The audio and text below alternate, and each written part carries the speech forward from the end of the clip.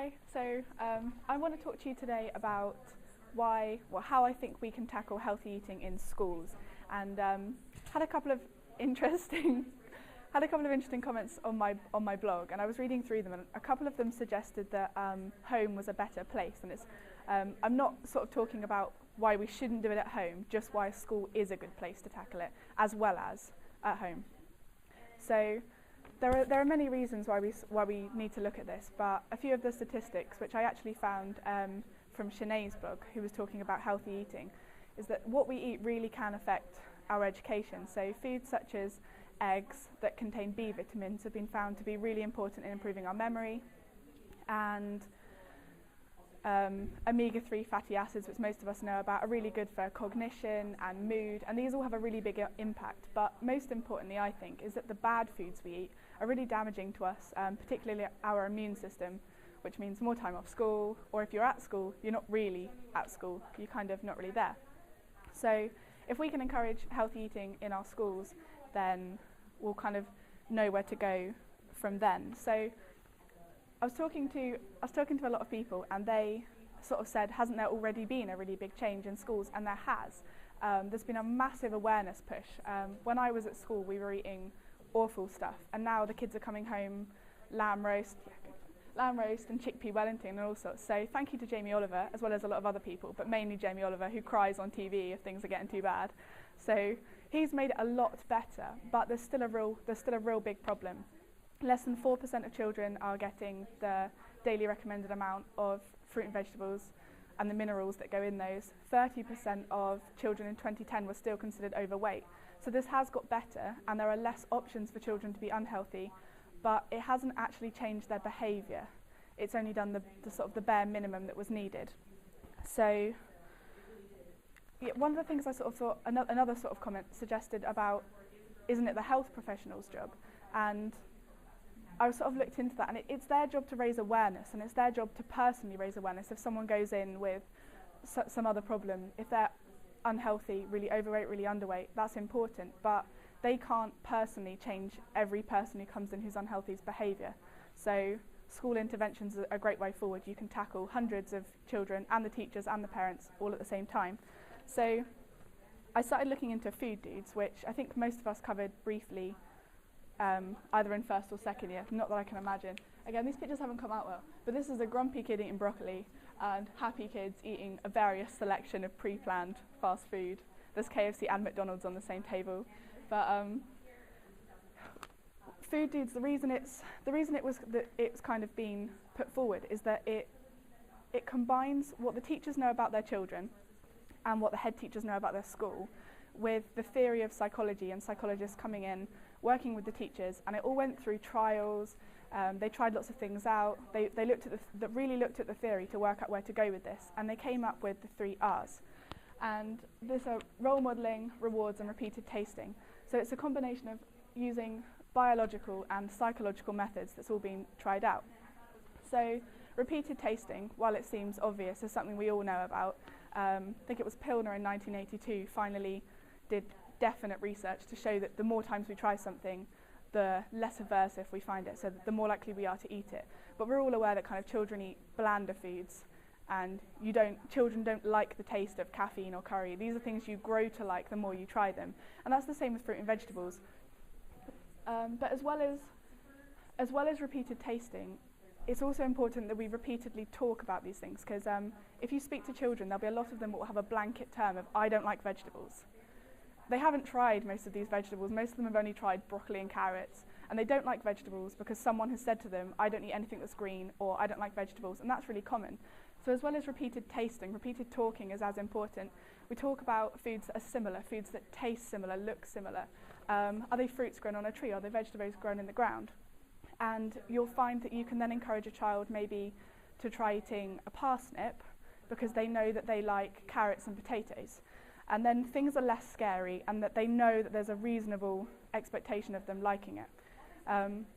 Role modelling is another really good one. Bandura has done all the basic research. We all know all the Bobo doll stuff. But what Food Dudes did is looked into the extra research to make role modelling especially effective. So they looked into multiple models. So they, first of all, they train the teachers, and the parents get information packs home, and the older children kind of do things first, and then everyone becomes a role model for the children that are still struggling. Additionally, they use a cartoon which is used to introduce the topic to the whole school and to the parents and the teachers, and this is sort of integrated throughout the programme so that you're repeatedly seeing this. They also use videos of real people. They're a bit cheesy, I'll admit. It's literally children with a banana going and it's just like, it's not very good, but it's the same thing. It's multiple role models from lots of different situations. They also have found that it's good if you admire them, so they're really heavy on things like the sports coaches being really pro it, and the cooks, friends, older children. They all come in and they're all really pro, as well as seeing your modellers get rewarded. Because if you see your modellers get rewarded, you're vicariously reinforced through that, and then you want the same rewards that they've got. But one of the most important things and the most dodgy things with this is rewards, and a lot of similar interventions skip this because they're not sure if they can get it right or not. One of the big problems we find at homes is that parents say, if you eat your greens, you can then have pudding, or if you eat your greens, you can have a lollipop, or you can have your fruit but have a scoop of ice cream with it. And all these, although it is better, and I don't disagree that it's better that they're eating that than not eating that, it undermines the value of the fruit and vegetables itself. It's implying that you need the ice cream to make the fruit edible, or that you need that to make it go on. So better rewards are rewards that aren't actually attached to food in any way, so stickers or certificates, so that you're being rewarded but that has no impact on your actual ability to like or not like the fruit. So they use stickers and rewards, they use certificates depending on the amount you've eaten. And all three of these together have been very effective. So overall, Food Dudes has, I think it's over 15,000 children now, and it's been in schools all across Ireland, England, Scotland, Wales. They've gone international, they've gone into special needs schools with some adaptation, and they have never ever had an ineffective intervention in any one of these schools. They've always been effective.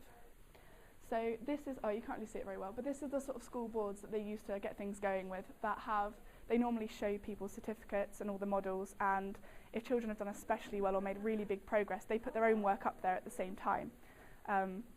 But overall, this has been very effective. Again, the graph, oh no, you can see the graph, okay. This is a control school that's never had anything going, and we're talking between 10 and 20% consumption of fruit and vegetables, and this is after only a couple of months at a Food Dudes school.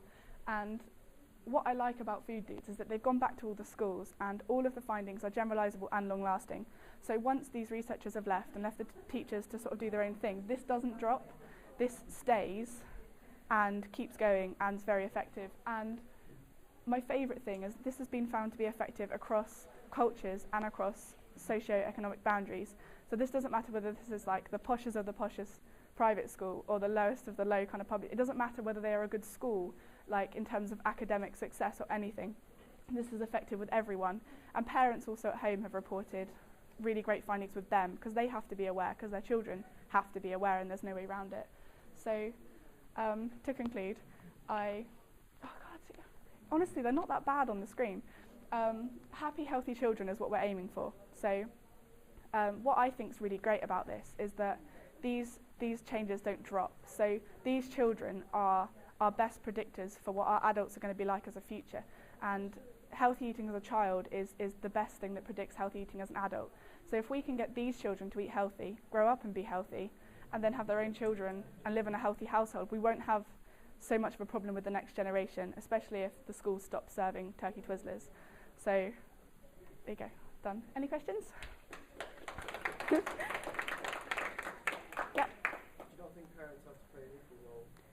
I do. I just think that in terms of making the whole of society more healthy and understanding the importance not just for them, but understanding it's not just about them being healthy, but about creating a healthy atmosphere. I think the parents, if they engage in this sort of behaviour at home as well, will make things skyrocket. But they found that even without any parental input at all, they can still make a really big. So you do need both, but sometimes that's not possible, and it shows that you can do it without, if needs be, which I think is good. It's still making an improvement, but it could be better, yeah. Yes, Alec. The criticism that I've heard of schemes like this is that it develops too much of a sort of bully the fat kid kind of like Yep. ideal, and that if you're being thin and healthy is the most important Yep. thing. What do you think about that? Do you think it can cause bullying towards people? I think talking about healthy eating could encourage people to be more aware, but they have counsellors in place and everything, and they'll help out. And it doesn't matter whether you are the most healthy child at the start of the programme or not, they still reward the same behaviour no matter how unhealthy or healthy you are.